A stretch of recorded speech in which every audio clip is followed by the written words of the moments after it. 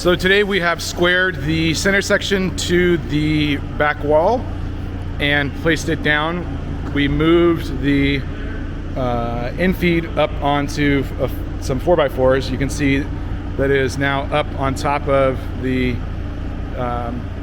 above the center section. We roughly placed the outfeed into place, and now we've gotten it clear of the 10x10s, but now we have to side shift it in order to meet up between the two rails in order to clear the 10x10 columns to mate up. And so it's just a slow process of side shifting and placing it back down, in this case, moving the pedestals.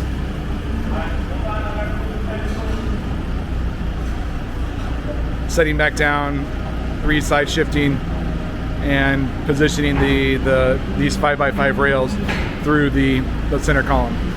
Now I want to point out that not every machine is set up this way with the outfeed going through. Most of the time the infeed is going through, but with this option, with the infeed staging option, you can see the extra rail that is not typically here is included in the infeed staging option.